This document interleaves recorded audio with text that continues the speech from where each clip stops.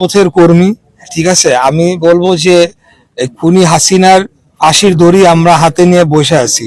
সে আসবে, সে দূরের থেকে হম্বি তম্বি দিয়ে যাবে যে সে বাংলাদেশে আসবে, বাংলাদেশে এসে আবারও ফ্যাসিবাদ প্রতিষ্ঠা করবে। জুলাইয়ের সপক্ষের একজন ব্যক্তি হিসেবে, একজন রাজনৈতিক কর্মী হিসেবে এবং ফ্যাসিবাদ বিরোধী যে আন্দোলন ছিল সেই আন্দোলনের একজন রাজপথের কর্মী হিসেবে আমি চাই যে যারা জুলাই অভ্যুত্থানে যে গণহত্যা সংগঠিত হয়েছে সেই গণহত্যার সাথে যারা জড়িত ছিল, যারা নির্দেশদাতা ছিল, যারা সেই নির্দেশ পালন করেছে ফিল্ড পর্যায়ে, এবং বিগত 17 বছরের যে ফ্যাসিবাদ বিরোধী আন্দোলনের সময় যত গুম খুন হত্যাকাণ্ড সংঘটিত হয়েছে, তো অর্থাৎ আওয়ামী লীগের সময় বিগত ফ্যাসিবাদী খুনি হাসিনার সময় সকল হত্যাকাণ্ডের সাথে যারা জড়িত সকলের বিচার হোক, এটা আমি মনে প্রাণে চাই এবং আমি এটার জন্য কাজ করে যাব।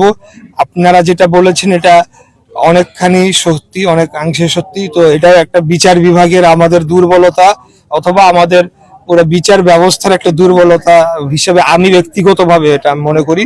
তো অবশ্যই আপনাদের এই বিষয়টি আমি বিবেচনায় নিব এবং আমি আমার জায়গা থেকে আমার সরকার প্রধানের সাথে এই বিষয়টি তুলে ধরে দ্রুততম সময় যাতে বিচার হয়। শুধু বিচার কাগজে কলমে হলেই হবে না, সেটা কার্যকরও করতে হবে। সেই কার্যকর করার জন্য আমরা প্রস্তুত রয়েছি এবং আমরা চাই সেটা জনগণের দাবি অনুযায়ী। আমি দেখেন, আমি একজন রাজপথের কর্মী। ঠিক আছে, আমি বলবো যে খুনি হাসিনার ফাঁসির দড়ি আমরা হাতে নিয়ে বসে আছি। সে আসবে, সে দূরের থেকে হম্বি তম্বি দিয়ে যাবে যে সে বাংলাদেশে আসবে, বাংলাদেশে এসে আবারও ফ্যাসিবাদ প্রতিষ্ঠা করবে। সেটা আমি মনে করি যে কেবলমাত্র তাদের রাজনৈতিক যে তারা যে বিলুপ্ত প্রায় হয়ে চলেছে সেটিকে কোনো রকমে জিয়ে রাখার জন্য এই ধরনের বক্তব্য তারা দিয়ে চলেছে।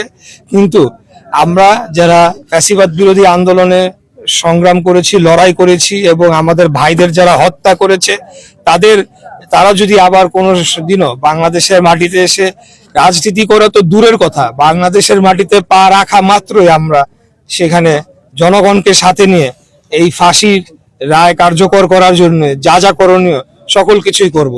আমরা একটা সময় ছিল যখন আমরা আন্দোলন সংগ্রাম করেছি, আমরা ধরেই নিয়েছিলাম যে আমরা শহীদ হয়ে যাব, আমরা আর মনে হয় স্বাভাবিক জীবনে আমরা ফেরত আসতে পারবো না।